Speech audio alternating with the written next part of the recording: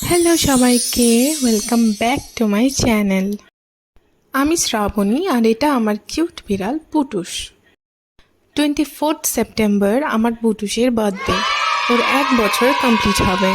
সেই ভিডিও তোমরা খুব জলদি আমার চ্যানেলে পেয়ে যাবে। ধরে নিতে পারো পুটুসের প্রি বার্থডে সেলিব্রেশন হিসেবে আমি এই ভিডিওটা পোস্ট করছি। তোমাদের সাথে একটা নতুন টপিকে আজকে আমি কথা বলবো।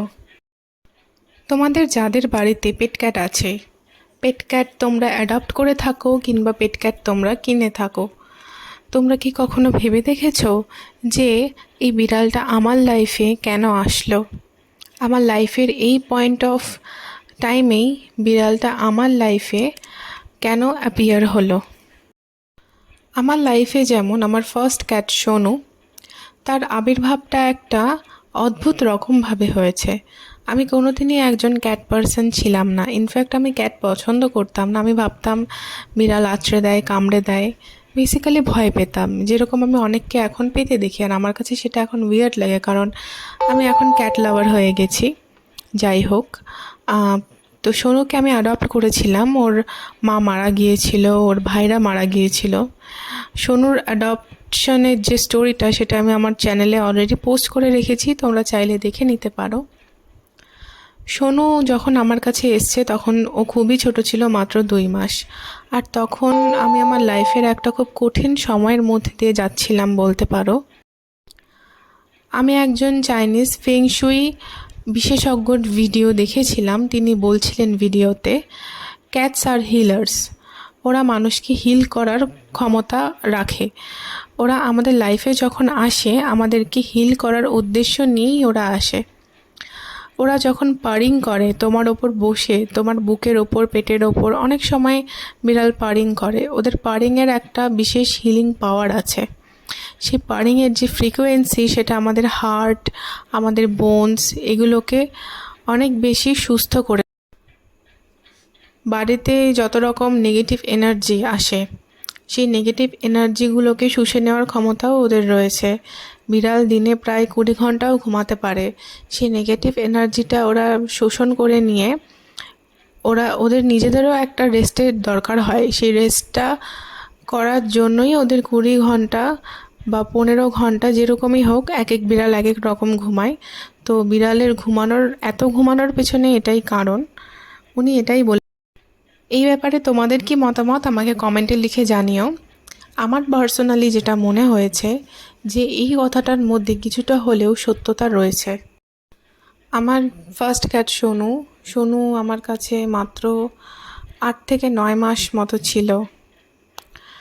আর এত কম টাইমের মধ্যে ওকে আমি হারিয়ে ফেলবো, সেটা আমি ভাবিও নি কোনো দিন। কিন্তু কিন্তু যেটুকু টাইম ও আমার কাছে ছিল, সেইটুকু টাইম ও আমাকে যথেষ্ট হ্যাপিনেস দিয়েছে। ও যখন আমার সাথে থাকতো, আমার অনেক অনেক বেশি বেটার ফিল হতো। ইনফ্যাক্ট পুটুসের সাথেও একই রকম ফিল হয়। যদি তুমি ক্যাট লাভার হও, বিড়ালের সান্নিধ্য তোমাকে সব সময় আনন্দ দেবে। আর ওদের ভালোবাসাটা একদমই অন্যরকম। ওরা মুখে বলে ব্যক্ত করতে পারে না, কিন্তু ওরা তোমার জন্য কতটা কেয়ার করে, তোমাকে কতটা ভালোবাসে, সেটা ওদের বিহেভিয়ার দেখলেই তুমি বুঝতে পারবে, বা ওদের সাথে যখন থাকবে তখনই তুমি সেই জিনিসটা ফিল করতে পারবে যে you are being loved by this. ওদের ভালোবাসার মধ্যেই সেই হিলিং পাওয়ারটা থাকে।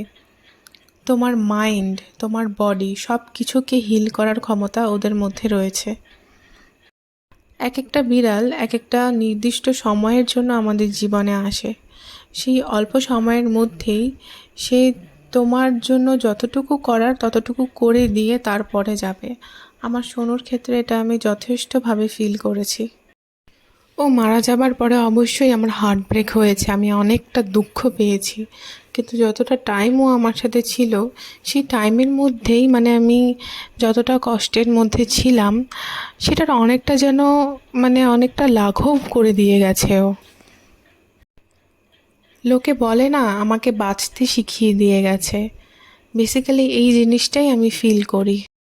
আমি জানি না আমার কথাগুলো আমি তোমাদেরকে কতটা বোঝাতে পারলাম, কিন্তু আমার মতো এক্সপিরিয়েন্সের মধ্যে যদি কেউ গিয়ে থাকে তাহলে সে নিশ্চয়ই আমার কথাগুলোর সাথে রিলেট করতে পারবে। তাই তোমার ছোট্ট পোষ্যটা যতদিন তোমার সাথে আছে তুমি জানবে যে তোমার জন্য একটা ছোট্ট প্রাণী আছে যে সব সময় তোমার কথা ভাবে, তোমার ভালোর জন্য সে অনেক কিছু করছে, সে সবসময় মন থেকে তোমার জন্য ভালো চাইছে, তোমাকে ভালোবাসছে কোনো স্বার্থ ছাড়া, নিঃস্বার্থভাবে। তাকে অনেকটা যত্ন দিও, অনেকটা ভালোবাসা দিও। আমি আরেকটা জায়গায় পড়েছিলাম যে তোমার লাইফে যে পেট আসবে সেটা প্রিডেস্টিনিড, আগের থেকে সেটা ভাগ্যে নির্ধারণ করা রয়েছে। আর এই পুরো ব্যাপারটা প্রিডেস্টিনিড কেন বলছি, তোমার পেটরা আসলে they were suppose to be your child, okay, কিন্তু ওদের আরও কিছু জন্ম ওয়েট করতে হতো তোমার চাইল্ড হিসেবে আসার জন্য, সেই ওয়েটটা তারা করতে চায়নি, সেই জন্য পেটের রূপে, ডগ হোক ক্যাট হোক, সেই রূপে তারা তোমার জীবনে এসছে। আর পেটদেরকে তো আমরা নিজেদের বাচ্চাদের মতোই ভালোবাসি, তাই না? আজকে এখানেই শেষ করছি, দেখা হবে একটা নতুন ভিডিওতে।